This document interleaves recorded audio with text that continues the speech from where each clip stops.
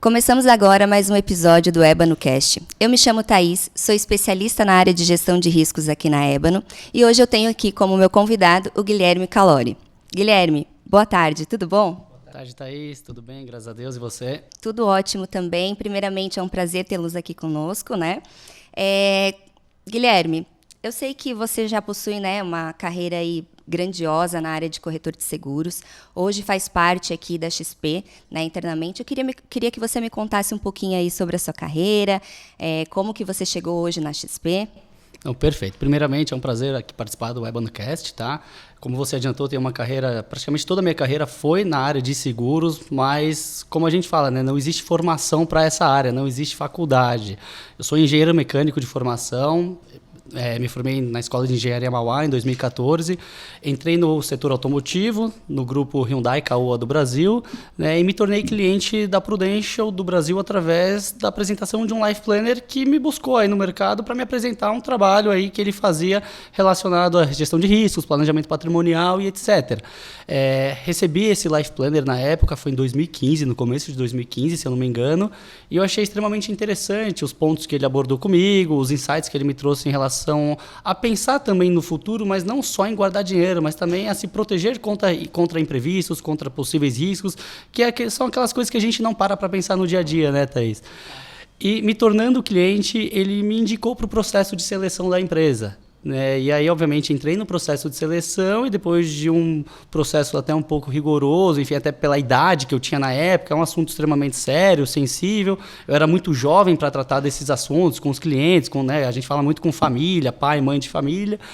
Acabei sendo aprovado nesse processo. Então, eu brinco que eu vi meu pai, né, são 34 anos de vida, eu vi meu pai chorar 2 vezes. Quando eu me formei na engenharia e quando eu informei eles que eu estava largando a engenharia para me tornar um corretor, um franqueado, né, e levar essa ferramenta de seguro de vida para as pessoas. Então, eu brinco que foi um fato que marcou bastante lá atrás, no início da minha trajetória, né? Eles não foram muito a favor, aquele sonho do pai, né? A mãe ter o filho, um engenheiro, numa faculdade que eles queriam que a gente se formasse ali. Eu e meu irmão nos formamos nessa faculdade, meu irmão já seguia na área da engenharia civil, eu estava entrando na engenharia mecânica, acho que era o sonho do meu pai, e aí ele foi totalmente contra, mas hoje ele é um defensor aí da carreira, da ideia, do produto e etc. Legal, que bacana. Bom, são 11 anos praticamente, né, como corretor de seguros, basicamente ele mais voltado a seguro de vida, né? Entendo quanta dedicação ao longo desses anos aí foi, né, colocado. E a primeira coisa que eu queria te perguntar é o que te fez, qual foi o ponto-chave que fez você sair, fazer essa transição de carreira da engenharia para a área de seguros de vida mesmo? Olha, num primeiro momento eu vi um produto que eu me identifiquei bastante. Eu vi uma oportunidade também de poder levar essa ferramenta para pessoas, assim como eu, nunca tinham ouvido falar que existia esse tipo de produto dentro do nosso planejamento. Então, diante disso, diante de um entendimento da necessidade, eu vi também uma grande oportunidade. E quando a gente vai entender de números, a gente vê que o Brasil ainda, principalmente em 2015, claro que muita coisa evoluiu de lá para cá, mas eu via que na época a gente tinha um percentual de pessoas com uma pólice, por exemplo, ativa no Brasil, muito baixo em relação à população economicamente ativa mesmo do Brasil, quando comparado com países desenvolvidos. Então, como um bom engenheiro, a gente vai olhar também o quê? Os números, vai entender o tamanho da oportunidade, mas obviamente eu tinha muita crença na ferramenta. Então, quando eu juntei tudo isso, eu vi que poderia ser um passo e não um em falso, não aquele incerto, sabe? Sair da minha carreira, do início de uma carreira, mudar algo que era mais certo por algo duvidoso. Eu vi de uma forma totalmente diferente. Eu vi realmente um mercado gigante a ser desenvolvido e eu vi uma oportunidade que eu seria parte desse desenvolvimento, de levar realmente essa palavra Brasil afora. Eu rodei realmente muito nesses últimos 11 anos, levando a palavra do seguro, mas muito mais do que isso, do planejamento e da gestão de riscos para todas as pessoas e famílias aí Brasil afora. Bacana. Bom, eu também, como corretora de seguros, falando um pouquinho ali, eu compartilho do seu sentimento, porque lá atrás, quando a gente começa, há tantos anos de carreira, a gente sabe que isso é muito cultural. No Brasil, se a gente compara com os países de primeiro mundo, Estados Unidos, enfim, Ásia, a gente sabe que esse número é muito elevado.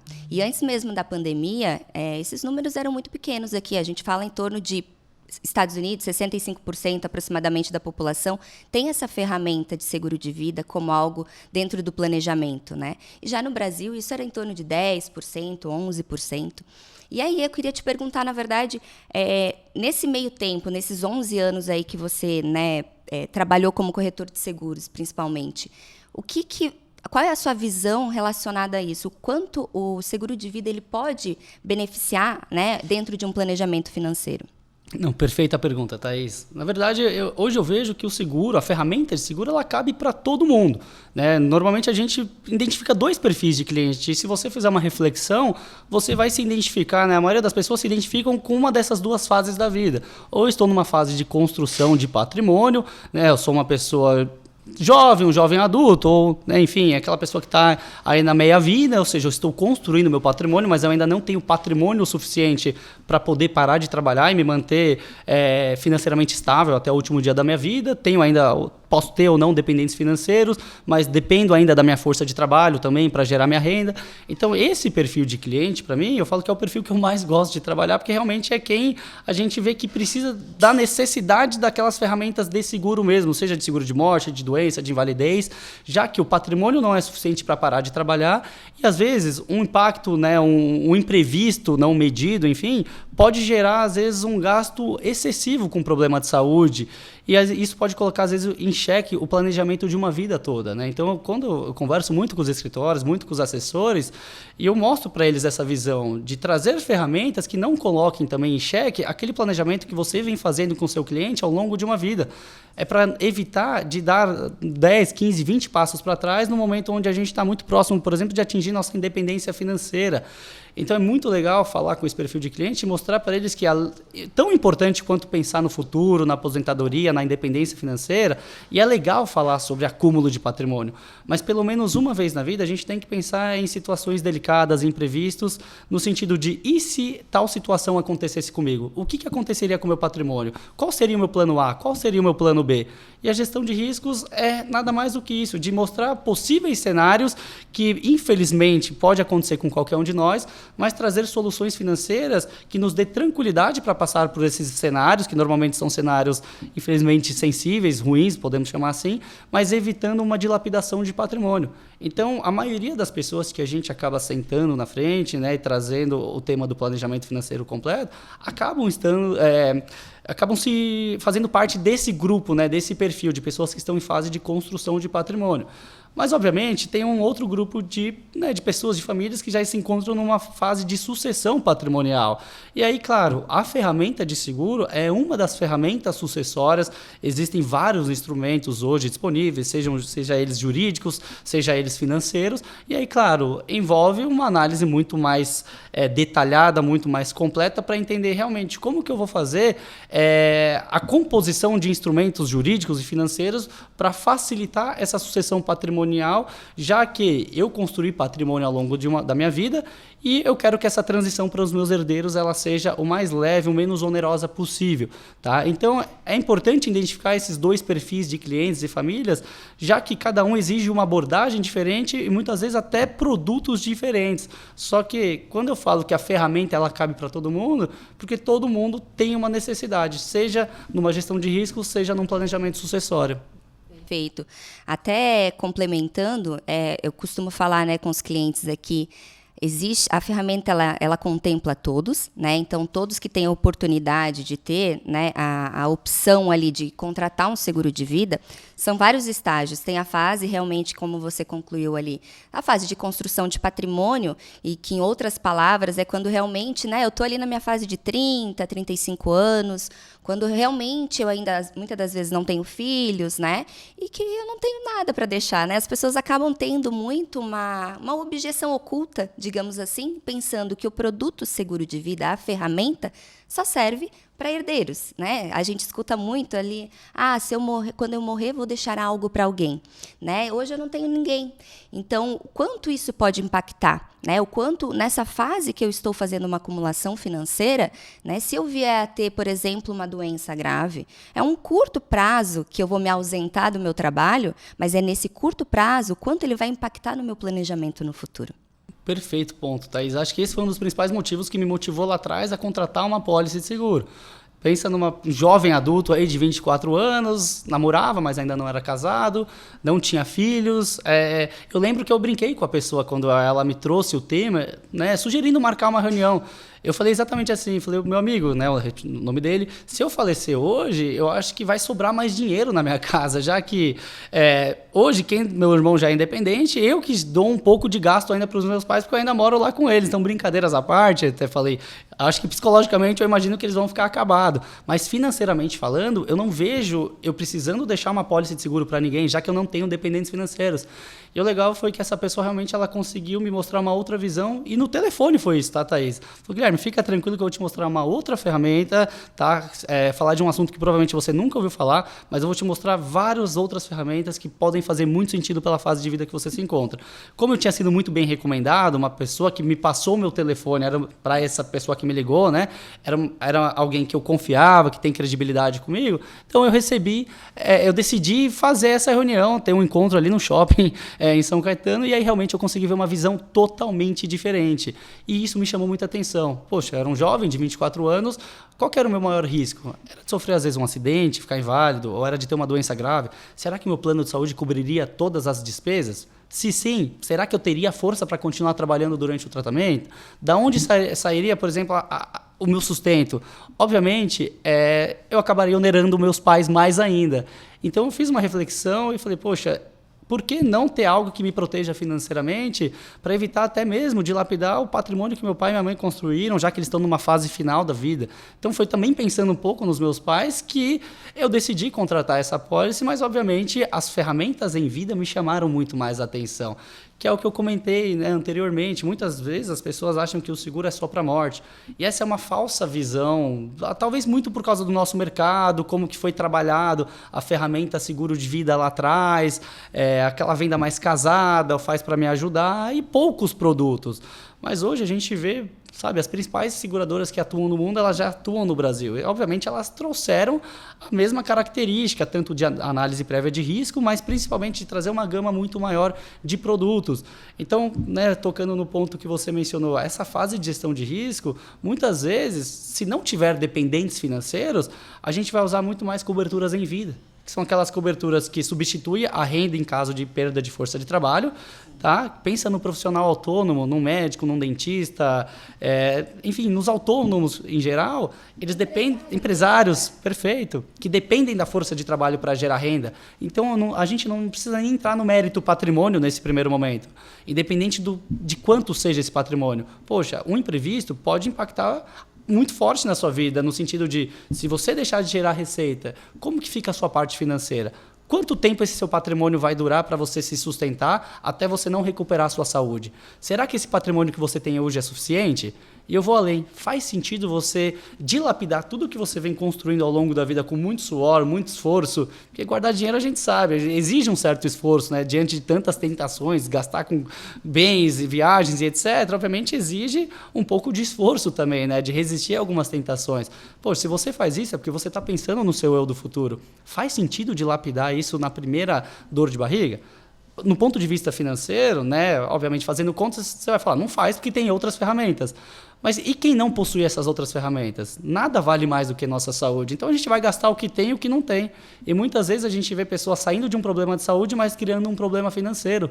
Então essa ferramenta ela é determinante dentro de um planejamento financeiro completo, né? E conversando muito com os assessores, a gente fala muito do CFP, que é a principal certificação do mercado financeiro aqui para assessoria, né? Dos 6 módulos hoje, eu posso falar que praticamente 3 engloba ou gestão de riscos, seguros ou planejamentos sucessórios. Ou seja, a nossa principal certificação, praticamente metade do conteúdo tem a ver com esse tema, tem a ver com essas ferramentas. Então, realmente faz muito parte do planejamento completo financeiro. Eu costumo falar que, colocando proporções, né, dentro de um planejamento, a gente destina uma parte para investimento, outra, né, para a questão do padrão de vida, e sempre um percentual de tudo isso é colocado dentro para proteção. E aí a gente vê muito no Brasil que a primeira coisa que, quando a gente sair de uma concessionária, o que eu faço? Vou lá e faço um seguro do meu carro. Mas quem está dentro do carro? O que é mais importante aqui, né? Uma reflexão que muitas das pessoas não se fazem. O que é mais importante? a lataria do meu carro, óbvio, porque é um bem, né? Eu estou trabalhando a minha vida toda com sonhos, querendo conquistar aquilo, mas quem está dentro do carro, né? Quem está protegida essa pessoa? O que vale mais? A vida, né? Ou o bem material? Então, a nossa visão cultural mesmo no Brasil é de colocar prioridades materiais, né? Não realmente no que vale a pena, porque quem paga o boleto dentro de casa, quem paga a educação dos filhos, quem, né, faz os aportes, quem faz o investimento é a pessoa, não são só os bens, né? Perfeito. Né, eu sempre faço uma analogia que normalmente o brasileiro ele começa construindo o prédio dele pela cobertura, em vez de começar pela fundação. Isso é muito ruim, porque ele pode desabar a qualquer momento. Então, quando a gente faz uma fundação robusta, a gente consegue construir esse prédio tranquilamente, e se fizer uma analogia para a nossa vida, né, a gente constrói degrau por degrau. Eu trago essa mesma analogia para o planejamento financeiro. Ter uma fundação robusta é ter ferramentas de seguro, literalmente. Seja para o bem material, mas seja principalmente para o que gera todo aquele bem material, que é a nossa vida. Até porque, voltando para o exemplo do carro, faz todo sentido transferir esse risco para uma seguradora. A não ser que você tenha 30 carros e, poxa, tem gente que olha e fala, pô, eu vou fazer conta, eu pago 2 carros por ano de seguro, eu prefiro assumir o risco, né? Mesmo assim, tenho minha opinião que, poxa, é muito mais barato, inteligente eu proteger o bem material do que ter que comprar tudo de novo. Só que se a gente traz para nossa vida também, é importante a gente começar, né, pela fundação. Então, é proteger realmente o patrimônio que eu estou construindo, minha força de trabalho. E eu vou além, né? Poxa, se eu tenho filhos em idade escolar, se eu tenho dependentes financeiros, eu tenho que pensar na minha ausência, porque a minha falta, ela pode gerar um problema financeiro gigantesco para quem fica. Eu não estou nem entrando em méritos de impactos psicológicos, porque isso é imensurável, mas quando a gente fala de impacto financeiro, a gente consegue medir. Quantos exemplos a gente não tem aí de pessoas até às vezes na família ou de amigos que por causa da falta de um provedor ou uma provedora, quem fica tem que reduzir ao máximo o padrão de vida, ter que sair de uma escola particular para uma escola pública, ter que sair daquela casa, né, boa que morava, vender para uma casa menor. Tudo isso por causa do quê? A falta do planejamento completo financeiro, ou seja, o impacto financeiro que aquele provedor deixou para quem fica foi mensurável, né? E aí, obviamente, atingiu todo o padrão de vida de quem fica. Então, quando a gente fala, né, dessas ferramentas, Thaís, obviamente é importante identificar o perfil do cliente. Claro que para um solteiro, se ele não tiver dependente financeiro, o que vai chamar muito mais atenção e fazer muito mais sentido, nesse primeiro momento, acabam sendo as coberturas em vida. Mas, né, se a gente pega essa pessoa mais jovem, mas que já tem dependentes financeiros, aí tem que ir englobando todas as coberturas, desde que respeite o bolso e principalmente faça sentido para aquela pessoa e para a família dela, né? Aproveitando também, nós já entendemos, né, o quanto a parte dos produtos em si, né, saber o momento de vida que cada um está, para entender realmente se faz parte as proteções em vida para o indivíduo, ou até mesmo quando a gente passa para um ponto mais sucessório, que de fato é o que todo mundo, né, tem visão aí do seguro de vida. Durante agora 2024 foi muito falado nas mídias sobre isso, sobre a nova reforma tributária, e eu queria que você falasse um pouquinho para nós o quanto isso, né, se for aprovado, pode impactar, né, dentro do planejamento sucessório. Perfeito, ótima pergunta, né? Esse é um tema que está super em evidência, essa questão da reforma tributária. A principal mudança que ela prevê em relação ao ITCMD, que hoje é o principal imposto quando a gente fala de transmissão, transmissão, causas mortes ou doações, né? Que é o imposto do inventário, seja para uma doação em vida ou seja naquele imposto onde a família paga quando perde um ente querido, né? E ele deixa patrimônio, obviamente. Então, hoje, cada estado ele aplica a sua alíquota ali, respeitando um teto de 8%. Então, a principal mudança será a obrigatoriedade da progressividade desse imposto, né, podendo chegar até 8%. Então, trazendo para São Paulo, que hoje, seja para uma doação em vida ou para uma transmissão causas mortes, ele é travado em 4%. Só que quando a gente vê que essa progressividade pode chegar até 8%, né, para uma faixa de patrimônio, ela vai dobrar o custo do ITCMD. Então, isso já vai trazer um impacto no bolso dos herdeiros, vamos falar assim. Então, essa é a principal mudança que a gente tem visto. Agora, quando você começa a entrar no micro dessa reforma tributária, existem outras mudanças que também podem impactar, como a instituição, né, do ITCMD para bens no exterior, que hoje isso está suspenso. Então, muitas famílias tem bens no exterior, tem entidades controladas no exterior, como trusts, offshore, etc. Né? Então, isso eram ferramentas que geravam liquidez. Será que isso vai continuar gerando essa liquidez durante esse planejamento sucessório? Então, essa reforma tributária está fazendo, primeiro, com que a gente reveja todos os planejamentos que foram feitos nesses últimos anos, já que vai mudar, né? Se a gente tinha feito um cálculo, por exemplo, uma família deixar X mil reais de liquidez para os herdeiros, terem, né, essa liquidez suficiente para arcar com os custos sucessórios, que envolve, além do ITCMD, alguns outros custos, se eu estou falando de um aumento de alíquota, eu vou ter que simplesmente rever esse planejamento para deixar mais liquidez ainda através de outros instrumentos. Né? Então, essa reforma tributária, primeiro, ela trouxe muito a atenção das pessoas no sentido de, olha, realmente o assunto ele é importante, está em pauta, o governo ele realmente está buscando formas de aumentar a arrecadação. E como que a gente consegue ter o planejamento mais eficiente possível, menos oneroso possível? É através de um planejamento em vida. Né? E evitar também com que os herdeiros sofram financeiramente na hora de fazer o inventário. Então, isso trouxe para a gente questões no sentido de realmente sentar com as famílias, entender como que está esse planejamento sucessório delas e como que a gente pode deixar isso estruturado em vida para evitar o menor problema possível para quem fica, mas também para ter o menor gasto possível. Mas quando a gente fala, né, de Brasil, de questão jurídica, tributária, etc., a gente fala que vale até o fim do dia também, né? Brincadeiras à parte, mudanças constantes vêm acontecendo, né, na nossa legislação, principalmente em questões tributárias. Então, a gente já teve a Lei 14.754, foi, né, instituída em dezembro do ano passado. Isso mudou muito a tributação de entidades controladas no exterior, né, de offshores, de fundos exclusivos, e agora vem essa extensão, né, da reforma tributária, obviamente, dessa PEC. Então, isso faz com que a gente sempre tenha que rever um planejamento, mas que muitas pessoas que não tinham parado para pensar no tema de planejamento sucessório, né, surgiu realmente a curiosidade, principalmente o interesse de fazer isso agora para evitar que uma maior parte do patrimônio fique em imposto, fique para o governo no momento da sucessão.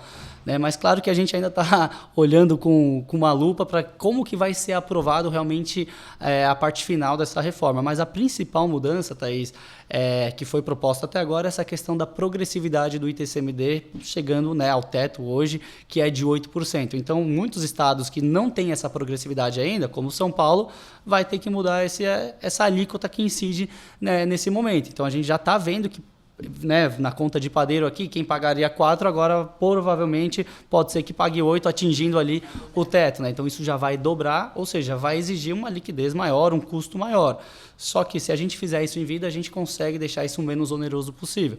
Né? E quando a gente fala de planejamento sucessório, são vários instrumentos, né, Thaís? Então a gente pode falar de testamento, de doação em vida, de holding, de offshore, de trust, de previdência, que é um ótimo instrumento para gerar liquidez, né, fundos exclusivos e a própria ferramenta de seguro de vida, que está ganhando muito espaço também aqui no nosso Brasil, no Brasil.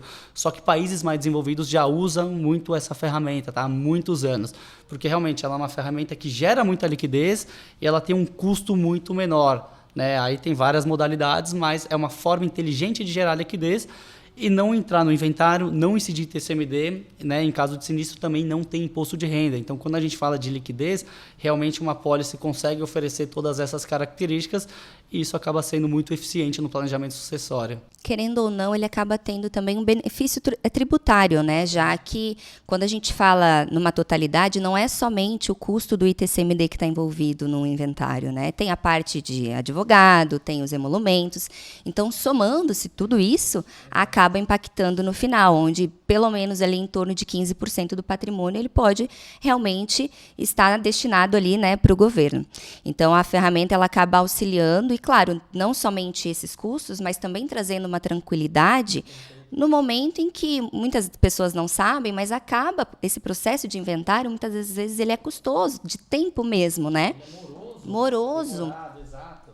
Exato. Então, acaba que as famílias ficam, né, ao longo da minha carreira aqui, eu já escutei diversas situações, diversas coisas que acabaram acontecendo da família ter a maior parte do patrimônio imobilizado, não tendo liquidez, e ali acha que a partir do momento que a pessoa vem a faltar, né, o cônjuge ali vem a faltar, ela tem acesso a tudo. De fato tem. Porém, se eu precisar vender um imóvel, né, no momento em que ele está em inventário, em que tem todo aquele processo, dificilmente eu vou conseguir vender esse imóvel ao preço que realmente ele vale. primeiro eu vou precisar de uma decisão, né, do juiz liberar que eu venda esse bem. E segundo, se eu precisar vender esse bem rapidamente, todo mundo sabe, se você precisar vender um imóvel que vale 1 milhão hoje, numa velocidade, né, muito rápida, você realmente acha que esse imóvel, alguém vai pagar 1 milhão nesse imóvel que está objeto de um inventário, ou seja, está passando por um processo de inventário?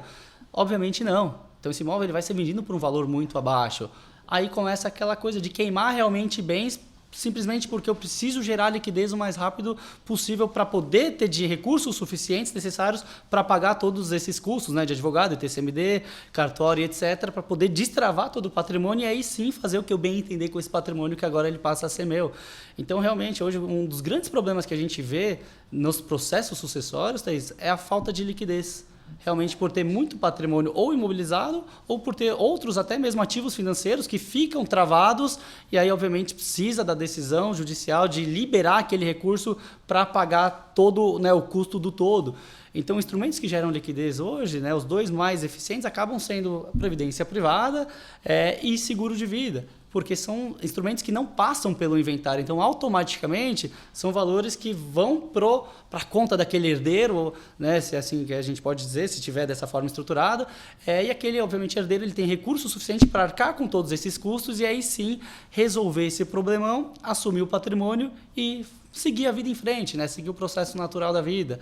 Por isso que é tão importante fazer uma análise totalmente personalizada, entender o momento de vida de cada um. E até pode ser que, né, muitas pessoas que estão nos assistindo tenham essa dúvida. Qual é o melhor momento para eu adquirir um produto de seguro de vida, uma ferramenta, essa proteção, né? E qualquer pessoa pode ter seguro de vida? Eu sempre respondo essa pergunta da mesma forma. O melhor momento já foi.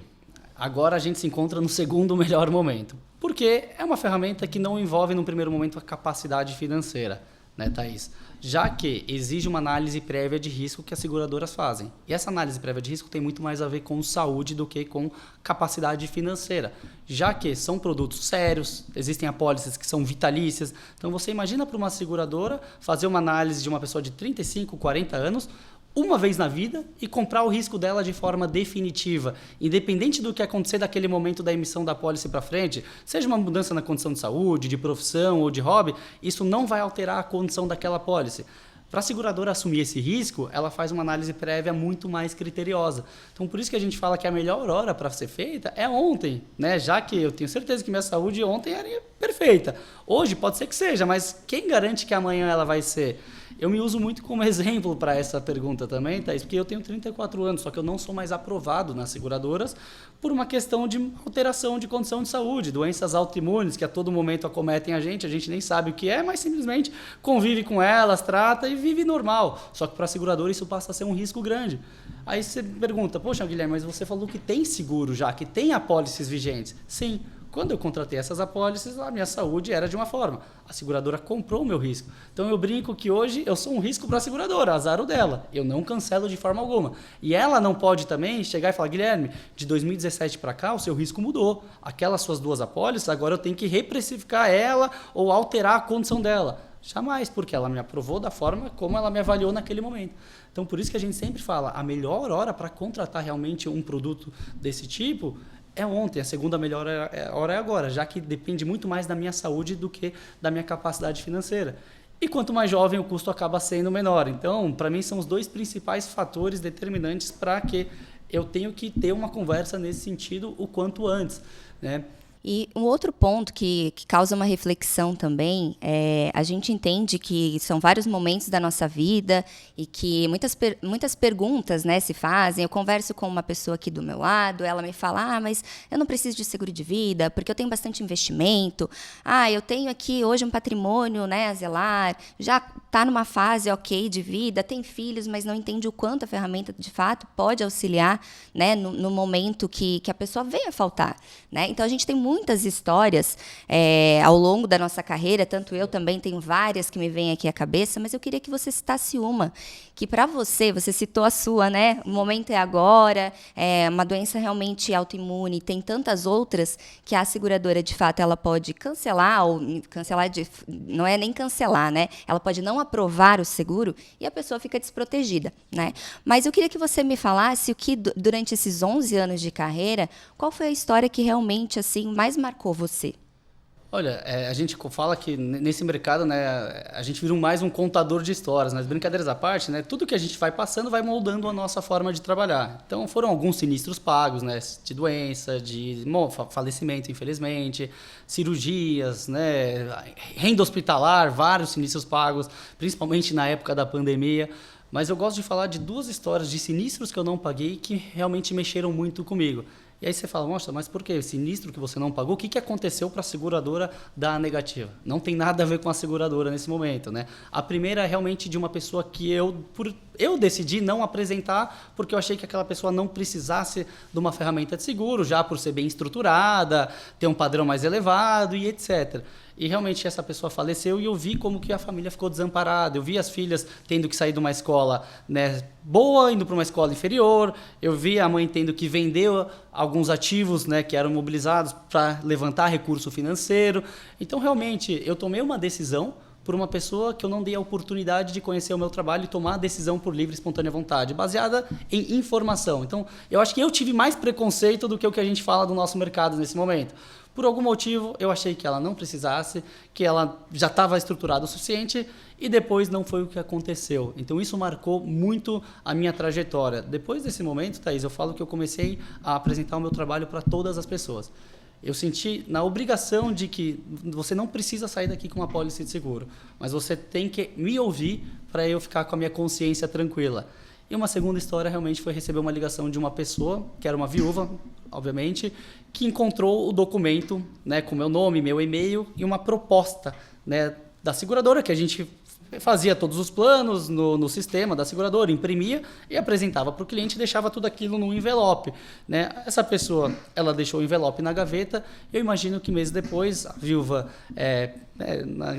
naquele luto, né, foi procurar documentos e etc. E encontrou aquele documento na gaveta. E ela me ligou aliviada, no sentido de que, graças a Deus, encontrei seu telefone, seu contato, que vi que isso é uma seguradora, eu queria acionar o seguro que tal pessoa fez com vocês. E quando eu fui puxar no histórico, essa pessoa não tinha contratado a apólice. E tinham sido várias reuniões, eu insisti, eu acho que eu fui até além do que eu deveria ir, e a resposta era sempre a mesma. Olha, eu não preciso disso agora, eu não estou olhando muito para isso agora, mas é importante, mas lá na frente a gente volta a falar sobre isso, a gente está bem estruturado aqui, estou pensando em fazer outros investimentos no momento, né? E a todo momento, né, eu falo, isso aqui não é um investimento, isso aqui é uma proteção, é para você e para sua família. Não compare isso com investimento, mas eram as respostas que eu obtia. E no fim das contas, né, uma pessoa extremamente, né, eu vi que ela estava desesperada pela ligação, ela queria acionar o que não foi contratado. E realmente aquilo mexeu demais comigo também. Né? Você fica com isso na cabeça, poxa, o que mais eu poderia ter feito? E eu cheguei à conclusão que eu não poderia ter feito mais nada. Né? O que cabe a nós, que vive, né, isso no dia a dia, né, vive muitas histórias, lida com muitos clientes, paga muito sinistro, o que cabe a nós é talvez levar histórias de outras pessoas, né, para evitar que isso se repita com você. Só que não cabe a mim tomar a decisão por você. O que cabe a mim é te trazer informação, conteúdo suficiente para você olhar, avaliar e ver se aquilo faz sentido para você e para sua família ou não. Hoje, essa é a conclusão que eu tiro do nosso trabalho, Thaís. A gente tem que levar informação para as pessoas o máximo possível. Quem vai tomar a decisão são sempre elas. A nossa consciência tem que estar sempre tranquila que a informação foi levada. Eu falo que o nosso trabalho é muito de levar informação e mudar a cultura do Brasil. Né? E aí, durante esse tempo, eu estava dando uma palestra e um cliente, né, futuro cliente, enfim, ele olhou para mim e falou assim, Thaís, eu não tinha noção do quanto ter uma proteção, um seguro de vida pode impactar. E aí uma frase em seguida que ele colocou e me marcou muito e me deu muito orgulho daquilo que eu faço, que ele falou assim, Thaís, seguro de vida é um ato de amor. É um ato de amor por mim, enquanto eu estou na minha fase produtiva, onde eu saio de casa todos os dias para trabalhar, eu não sei, né, dos perigos que estão aí fora e que pode acontecer alguma coisa que vai me impossibilitar de gerar renda por um período, ou um ato de amor pela minha família. Né? Ele falou assim, ele me marcou muito quando ele falou isso, porque, de fato, fez muito sentido. Realmente, nós vivemos todos os dias, né, aqui como corretores, tentando levar isso para os clientes, não é uma venda. é realmente entender que a gente está olhando um detalhe que foge do conhecimento dele, muitas das vezes, ou realmente, não digo nem do conhecimento, mas foge do natural da vida, né? Então, o que a gente leva todos os dias é isso, tenha o conhecimento de que realmente a ferramenta ela pode te trazer vários benefícios e que lá no futuro, né, a gente sempre fala que olhando para trás, dentro de um planejamento, quando você coloca tudo bem certo nas caixinhas, investimento está ali, eu estou protegendo o meu investimento com a ferramenta, né, eu estou curtindo a minha vida com os meus filhos, você olha para trás e vê, né, o sucesso dentro de um planejamento financeiro. Excelente, Thaís, perfeito. Eu concordo demais com essa sua afirmação. E como você mesmo disse, não é uma receita de bolo, por isso que cabe realmente sentar individualmente, fazer uma análise muito mais completa e detalhada e identificar o que vai fazer sentido para cada um. Mas o que vale é olhar para trás e falar, poxa, deu tudo certo, graças a Deus eu não precisei usar isso, mas no fim das contas é melhor você ter e não precisar do que o inverso, né? Você precisar e não ter, porque aí eu imagino que o impacto financeiro ele pode ser muito maior. Guilherme, muito obrigada pela sua presença. Estamos encerrando mais um episódio do Ébano Cast. Nos siga nas redes sociais, @Ébano Investimentos e até o próximo episódio. Prazer foi meu estar aqui com você, Thaís, e com todo o pessoal do Ébano, e contem com a gente ali da XP também para dar todo o suporte.